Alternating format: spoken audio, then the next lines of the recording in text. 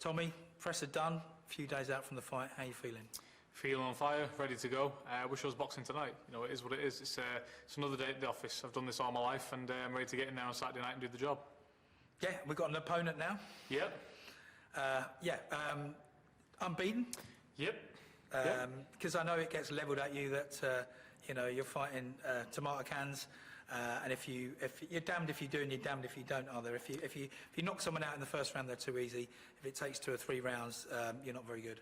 Yeah, I mean, do you know what, in life I've learned very early on that no matter what you do, everybody's always going to have that opinion. You know, you can't please everybody. So I'm going to take the fights that I want to take, and I want to move at the pace that I want to move at. You know, and that's just the key here. You know, not to rush, take our time and learn our trade properly. Because at the end of the day, the people don't fight for me. I'm the one getting mid punched in, so I'm going to do it right. Well, that's right. I mean, basically, your dad and Frank are looking out for you. I mean, they clearly know they've got a talent on their hands, but at the same time, there's no point in chucking you in the deep end and then putting you like 2 paces back. Yeah, exactly. I mean, a lot of people forget that I only had 10 amateur fights, you know, when I was 15 and 16 years old. I'm 22 now. I've only had 5 fights in the pro game. So I'm learning my job properly and, you know, taking our time. And that's the key here, not to be rushed. We're going to learn it right, because when we get up there, we want to stay up there. We don't want to get up there and come all the way back down again. So we're going to take our time and get these learning fights, and that's exactly what we're doing. And where's up there? Is it the same up there that every professional boxer dreams of? Yeah, definitely. You know, everyone dreams of it. Everyone talks about doing it, but like I said many times before, you know, it's not about saying it and, you know, trying to do whatever. It's about believing in it. And that's the key here. I believe in myself, and I know I can get there. I know what it takes to get there. I'm around world class all the time, and I know what it takes to be world class. It takes a lot of hard work, a lot of dedication, and that's something that I'm ready to put in. You only get in what you put out. And your dream, that world champion dream, came from a very early age, didn't it? Yeah, very, very early age, yeah. And I promised myself that as a young kid. And I know that this road is going to be very long ahead. It's going to be very hard. You're going to get knocked down. You're going to get back up. You're going to have to test yourself. And that's exactly what it's about. You know, I know what I'm in store for, and I'm ready to get rolling with it. And, you know, Saturday night is another step towards that. And how's camp been? How is it training with your dad to start with? Because that's fairly unusual. Yeah, definitely. I mean, you've seen yourself there when you come down, I think, the other day, and you've seen us train. I don't believe anybody trains like us in the whole country, you know, and that was an easy day for us, you know. So we've definitely put the work in. There's no question of, you know, not putting enough time in or not, you know, doing anything right. We do everything to pinpoint, and me, myself, and my dad, everybody involved here gives 110% every single time. And I think that'll be the telling point as well throughout my career. So you don't get any favourable treatment because you're family? No, definitely not. I think it's a bit worse. I think it's a bit worse because there's nobody that knows you better than your own dad, and you know, he knows when to push me more, when to hold me back, you know, how much to give me, how much not to give me. And I'm very blessed to have that. And it's something that I never need to worry about on the training side of it. You know, that's all taken care of. All I've got to do is show up, but 100% in every single time, you know, and that's it. And it's not just your dad, obviously. You're from a fighting family. I mean, it's clear, I guess, what you were going to do from a very early age. Yeah, very clear. You know, I only had one goal in mind, and that's what I'm fulfilling now. You know, all I've ever wanted to do is box and do well and succeed. And that's all I've been saying since being a little kid. You can look back at the interviews I've done when I've been 12 and 15. I'm saying the same things that I'm saying here now. Like I said before, I know what it takes to get there, and I'm ready to put the work in, and that's all I can really say, to be honest. The past few weeks you've been training up in Manchester.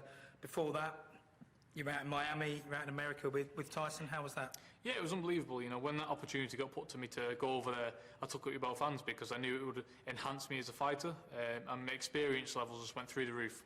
You know, I knew that would be, you know, a great thing for me to do, and I've done that now, so I've ticked that off the box. And I'm just so lucky to be back and fighting so soon after coming back. It's not like I've been out there, I've learnt all this stuff, and then, you know, been inactive for a year, forgot it all. I'm coming back and I'm putting it straight in the ring on Saturday night, so I can't wait, to be honest. How was Tyson looking out there? Yeah, he was looking sharp as always. You know, Tyson's is a different animal. You know, he's like a caged animal at the minute. Everybody who's coming in the gym, they're leaving crying, they're leaving with good ideas. He's a man possessed, and the way that he's, you know, mentally thinking right now is he just wants to fight. You know, it doesn't matter who's in that opposite corner, as long as he's in that ring, he's in front of a crowd, he's happy. So he's training diligently in the gym over there in America, and I'm sure you're going to see another masterclass from him in July. Yeah, because when you went out there, he was fighting AJ, and when you came back, he was fighting Wilder. Yeah, I mean, it just shows the politics and, you know, all the stuff that goes into it at world level boxing. You know, you can never, you know, press down on something firmly because the AJ fight was on, and then within 24 hours it was off again. You know, it's all over the place, isn't it? But that's world level boxing for you. But it's good that Tyson's in a mindset that he doesn't care who he fights, because he's number one. So what does it matter if he fights number 2 or number 3? You know, they're both going to end the same way. So he's going to get Wilder out of the way this time. Another great performance put on, and then we can all look to the big fight. So there's no danger of him taking his eye off the ball, having set his sights on that mega fight with AJ? No, everybody who knows Tyson, you know, he's a very smart man. He knows what lies ahead of the Wilder fight. He knows that Wilder's going to be coming in the best version of himself this time. And so is Tyson, though, because, you know, they've both got a lot to lose and a lot to gain. You know, Tyson's got this mega fight with Anthony Joshua looming. Wilder, it's do or die for him. He either loses this and retires, or he throws everything but the kitchen sink. You know, that's all he can really do. So Tyson will know that in his mind, and he'll be preparing for that. So when fight night comes, he'll be ready to answer any questions Wilder's got. And you'll think it'd be the same outcome as last time? Yeah, definitely. I think Tyson's got his heart and his mojo, because when you lose like that, you know, it's very hard to come back from. Wilder's 35 or 6 now. You know, you've got to question how much he's got to give. You know, it is what it is. Wilder's got his last chance here, and he's going to be coming with everything. But like it was in the first time, Tyson's just a different animal. He's miles, he's light years ahead of any of these heavyweights on the planet, and you're going to see that, you know, in these last few fights he has, you're going to see that. And finally, I've got to come back to you. You know what I'm going to say. Can't do any interview without mentioning this bloke's name, Jake Paul. Can you just tell us what the score is there? And as far as I understand it, he called you out in the first place, and now he's saying he's too big for you.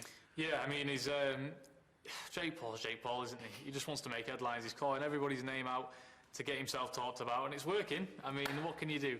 But I've always said, you know, I'm here, I'm willing to fight.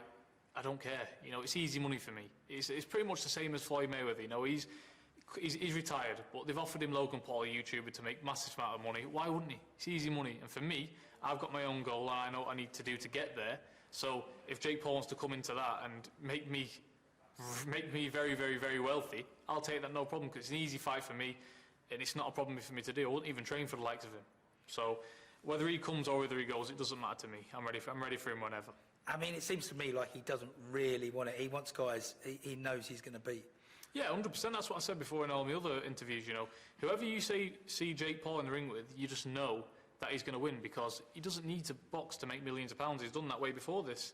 So he's not about to get knocked out and embarrassed on national TV in his own country for nothing. So whoever Jake Paul fights, you know, you're going to see Jake Paul win, because that's just the terms and agreements of the contract. You know, he's a cunning guy, and he's not going to put any risk to his name. Let's just put it that way. Be nice to shut him up, though, wouldn't it? It'd be nice to shut him up, and he knows if he fights me, he's going to get a shut up, because I don't care whether he offered me 100 gazillion trillion pounds to take a dive. I would never do that, ever. And that's probably why you'll never see the fight. But listen, he can crack on. I'm cracking on my own journey.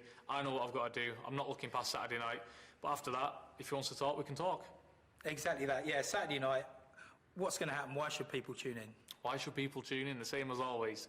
From day one, you're going to see a big, dirty knockout, some silky skills, and make sure you turn on TV, because there's a lot of great fights on the card, and I'm ready to go.